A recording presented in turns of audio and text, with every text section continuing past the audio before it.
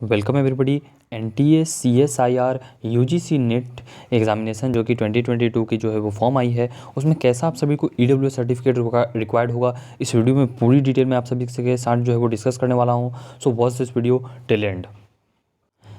ऐसा जो है वो आपको इन्फॉर्मेशन बुलेटिन दिखाई देगा और इन्फॉर्मेशन बुलेटिन में जो है वो आपको दी गई है कि जो है वो आप सभी का कैसा परफॉर्मा होना चाहिए, यानी कि जो फॉर्मेट होना चाहिए EWS सर्टिफिकेट का, और आप सभी को जो है वो अपलोड करना है। उसका KB मीन्स जो साइज़ है वो सभी दिया हुआ है, लेकिन मैं यहाँ पे उसके अलावा भी बहुत जो इंपॉर्टेंट जानकारी है वो सभी यहाँ पे आप सभी के साथ डिस्कस करने वाला हूँ। So watch this video till and. अब देखिए यहाँ पे जो है वो आप सभी अगर बात करते हैं कि अप्लाई करने वाले हैं अगर EWS की कैटेगरी से, तो कुछ जो है वो चीज़ों का आप सभी को ध्यान रखना पड़ेगा। अगर आप उस एलिजिबिलिटी क्राइटेरिया में आते हैं तभी जो है वो आपको मीन्स जो है वो आपको EWS का रिजर्वेशन का बेनिफिट मिल पाएगा। ओके, तो देखिए इस वीडियो में क्या क्या पॉइंट्स मैं डिस्कस करने वाला हूँ। तो इंट्रोडक्शन जो कि मैंने दे दिया, क्रूशियल डेट क्या होता है, वैलिडिटी, कुछ एक्स्ट्रा इन्फॉर्मेशन, फॉर्मेट, अगर सर्टिफिकेट नहीं है आपका तो कैसे बनवा सकते हैं, अगर सर्टिफिकेट वैलिड नहीं होगा तो क्या होता है, और ये जो पॉइंट जो है वो इनवैलिड है आपके लिए, आप सभी के लिए नहीं है। ओके, स्टेट एंड गवर्नमेंट और कुछ बोनस टिप्स। सो देखिए सबसे पहले जो है वो यहाँ पे फॉर्मेट की बात करते हैं, तो फॉर्मेट कुछ ऐसा ही है। आप उनकी जो है वो, अगर मैं आपको जो ब्रोचर है, ओके, इन्फॉर्मेशन बुलेटिन है, उस पर भी आपको दिखाता हूँ कि फॉर्मेट कैसा है। तो देखिए ये जो है वो फॉर्मेट है। मैं यहाँ पे जो हूँ अभी इन्फॉर्मेशन बुलेटिन पे हूँ, तो यहाँ पे आपको जो है वो ये पेज नंबर आपको 56 दिखाई दे रही है ना, तो पेज नंबर 56 वाला जो है ये ऐसा चाहे तो प्रिंट आउट निकलवा सकते हैं फॉर्मेट के लिए, और नहीं तो भी ये जो है वो आपको मीन्स नेट पे भी आसानी से मिल जाता है। तो देखिए यहाँ पे जो है वो आप सभी को लिखा हुआ है government of India. Okay, government of India issued, यहाँ पे जो है वो income and asset certificate to be produced by EWS। यहाँ पे जो है वो आप सभी को सर्टिफिकेट नंबर होना चाहिए, यहाँ पे डेट होना चाहिए, यहाँ पे वैलिड ईयर होना चाहिए, यहाँ पे आपका बेसिक डिटेल्स होगा सभी, इन सभी चीज़ों में। ओके, उसके बाद जो है यहाँ पे बहुत इंपॉर्टेंट आ जाती है, यहाँ पे जो है वो यहाँ पे जो है वो ब्लैंक नहीं दिया गया हुआ है, लेकिन यहाँ पे ब्लैंक होता है, और यहाँ पे फिर से जो है वो आप सभी की नेम हो जाएगी, यहाँ पे आप जिस भी कास्ट से बिलोंग करते हो वो होगा, और यहाँ पे आपका जो है वो फोटोग्राफ होगा, और फिर जो है वो आप सभी का यहाँ पे जो कॉम्पिटेंट अथॉरिटी हैं उनका जो है वो डिजिटली साइंड होगा, या फिर जो है वो ऑफिशियल वाला जो मोहर लगता है वो भी चलेगा। तो एक जो है वो मैं आप सभी को दिखा देता हूँ सैंपल कि कैसा जो है वो सर्टिफिकेट आप सभी का बना होना चाहिए, और उसके बाद जो है वो कुछ और भी जानकारी मैं यहाँ पे डिस्कस करता हूँ। आप सभी का जो सर्टिफिकेट है उसका कुछ बातों का आप सभी याद रखें कि जो वैलिड ईयर है, ओके, जो वैलिड ईयर है और जो फाइनेंशियल ईयर है, दोनों मैं आप सभी को दिखा दूंगा कि कॉलम कहाँ पे है। तो जो वैलिड ईयर है वहाँ पे लिखा आएगा 2021 टू 2022, ओके, और जो फाइनेंशियल ईयर है वहाँ पे होगा 2020 टू 2021। इस बात का आप चाहे तो स्क्रीनशॉट ले सकते हैं कि VY मतलब वैलिड ईयर और FY मतलब फाइनेंशियल ईयर। तो जहाँ पे भी जो है वो कॉलम होगा यहाँ पे आप सभी को ऐसा लिखवाना है, और फाइनेंशियल ईयर में ये लिखाएगा।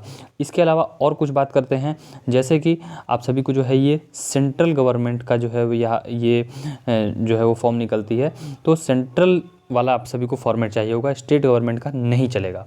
ओके, और जो लैंग्वेज होना चाहिए वो या तो इंग्लिश होना चाहिए या फिर हिंदी होना चाहिए। इन दोनों के अलावा अगर आपका कोई भी लैंग्वेज में अगर सर्टिफिकेट बना हुआ है तो वो आप सभी को एक एफिडेविट बनवाना होगा कि आपका सर्टिफिकेट जो है वो फिर इंग्लिश में उसको ट्रांसलेट करवाने का एफिडेविट बनवाना होगा। ओके,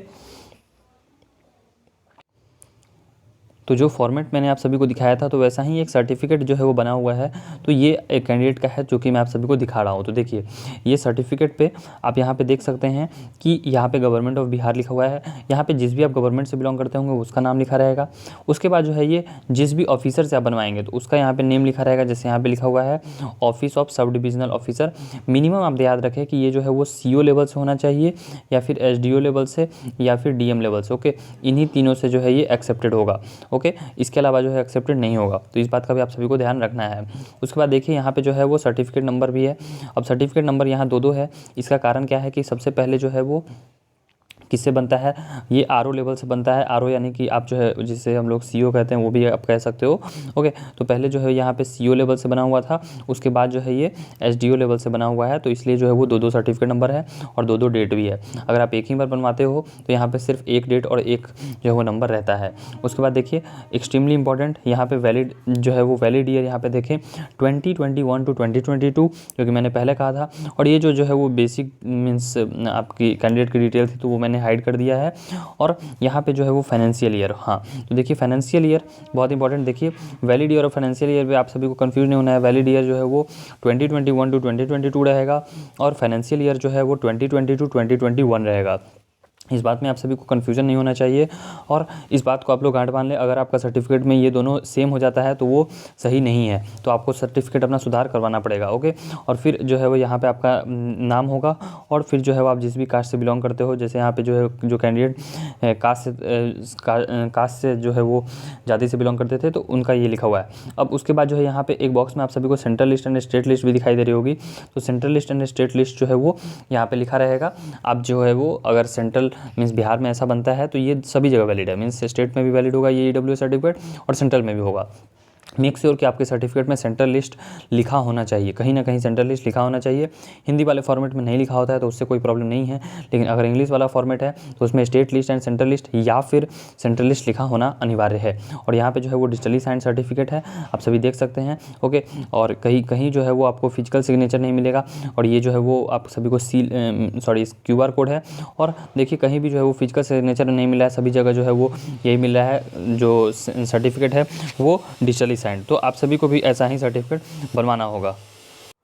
देखिए यहाँ पे जो है वो आपको अपलोड वाले सेक्शन में भी दिखाई देगा कि जो सर्टिफिकेट आप सभी को यहाँ पे अपलोड करना है ना, तो यहाँ पे दिखाई दे रहा होगा कि ईडब्ल्यूएस को जो है वो कितना KB में अपलोड करना है। Okay, 50 KB to 300 KB। तो आपका सर्टिफिकेट ऐसे अपलोड भी करना है। ओके, स्कैन इमेजेस जो है वो अपलोड करने हैं JPG साइज़ में।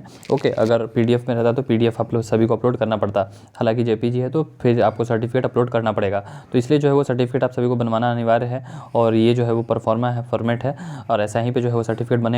और मैंने आप सभी को बता दिया है इसमें बेसिक डिटेल्स। एक बार जो है वो आप चाहे तो प्रीवियस पीछे जाके जो है वो देख सकते हैं कि क्या क्या कहाँ पे था। तो देखिए यहाँ पे गवर्नमेंट ऑफ इंडिया है, ज़रूरी नहीं कि आपके केस में गवर्नमेंट ऑफ इंडिया ही रहे, ये गवर्नमेंट ऑफ आपका जो है वो आप जिस भी स्टेट से बिलोंग करेंगे वो होगा। ओके, उसके बाद जो है यहाँ पे सर्टिफिकेट नंबर हो जाएगी, यहाँ पे डेट होगा जिस दिन सर्टिफिकेट बना है। यहाँ पे वैलिड ईयर 2021 से 2022 होगा। एक बार मैं फिर से लिख देता हूँ कि वैलिड ईयर 2021 से 2022 होगा। ओके, उसके बाद जो है वो एक बात और मैं बता देता हूँ कि यहाँ पे जो फाइनेंशियल ईयर है, ओके यहाँ पे देखिए फाइनेंशियल ईयर के लिए इन्होंने जगह नहीं छोड़ा है, लेकिन यहाँ पे फाइनेंशियल ईयर के लिए जो है वो बस डैश दिया है। तो डैश में जो है वो क्या लिखा रहता है, ये यहाँ लिखाएगा 2020 टू 2021। ओके, ये वाला चीज़ यहाँ पे लिखाएगा और जो पहले लिखा था वो यहाँ वैलिड ईयर पे लिखा था। ओके, तो ये बात भी आप सभी को याद रखनी है। ओके, ऐसा गलती मत करवा लीजिएगा कि आपके सर्टिफिकेट में दोनों जगह सेम ही चीज़ लिखा हो।